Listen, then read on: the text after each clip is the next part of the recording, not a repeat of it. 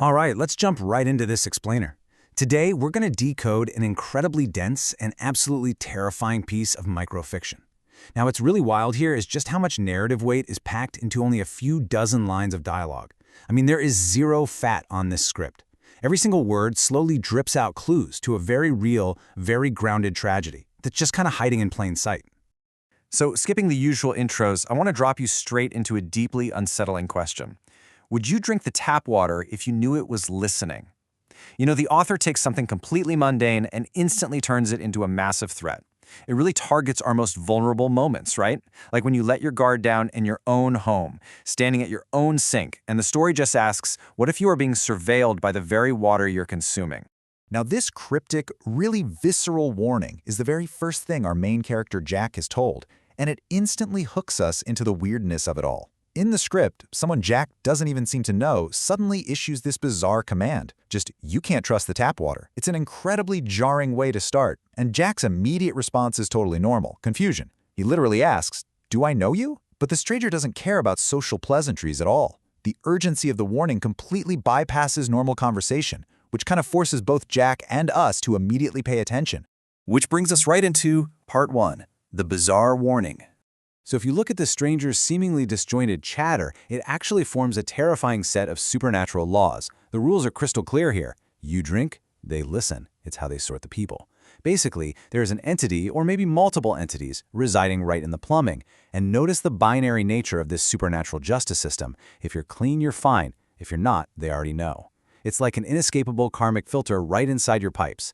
The water is quite literally passing through you, reading your sins, and sorting you out. But here is the absolute kicker. Jack is not just some innocent victim. This single phrase reveals he's actually harboring a dark secret. The stranger pleads with him, saying, "Please leave. Don't drink it tonight. They'll find out what you did." This right here is the pivot point of the entire script. Up until this line, Jack could just be a hapless guy dealing with a crazy person on the street.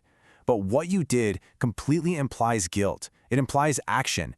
Jack clearly has a past, and the truth is about to violently rip into his present. So let's move on to Part 2, uncovering the crime.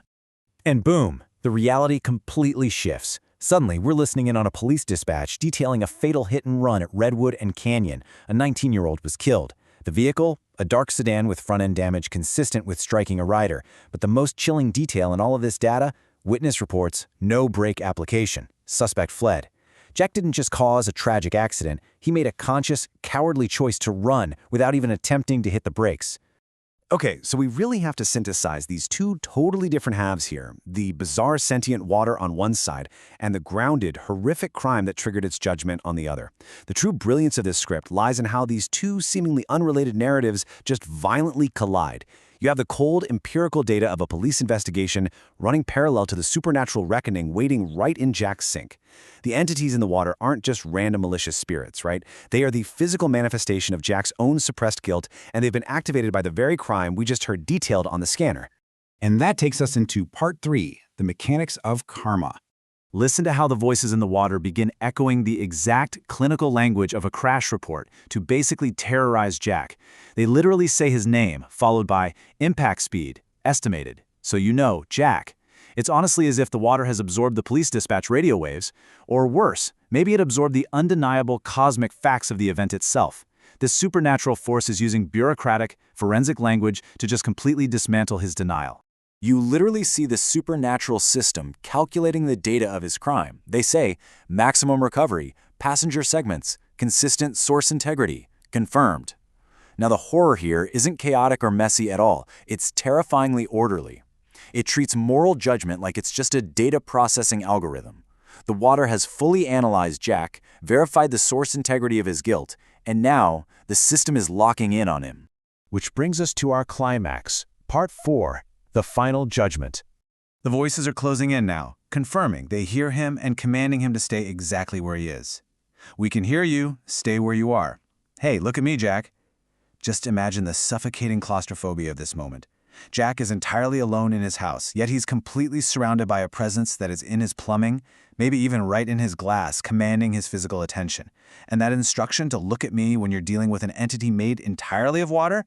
That is a terrifying paradox that essentially traps him in place. Then, the ultimate terrifying realization hits him. There is absolutely no hiding from the horrific act he committed. We saw everything. This is the total destruction of Jack's secret. He fled the scene northbound, he didn't apply the brakes, he honestly thought he got away in the dark. But the text makes it painfully clear that in this universe, you cannot outrun your actions. The environment itself is a witness. And then they say, breathe in, breathe out. I mean, you have to wonder, is it mocking his panicked breathing? Is it physically forcing water into his lungs? The source material leaves the exact physical mechanism of his demise totally ambiguous, which is so smart because it forces our own imaginations to fill in the horrifying gaps. It's just a deeply visceral, rhythmic countdown to his end. Finally, 3 simple words close out the entire script. It is done. The hit-and-run driver who really thought he'd escape justice is summarily executed by a system of supernatural karma that operates entirely through the mundane pipes of a house. The case is officially closed, not by the police at Redwood and Canyon, but by the water itself. The true brilliance of the story we covered in this explainer, I think, is how it takes a totally ordinary object and transforms it into a mirror of our own morality. It asks us to seriously consider the weight of our own secrets. Remember the rule? If you're clean, you're fine. But if you're not, they already know. Definitely something to think about the next time you turn on the tap.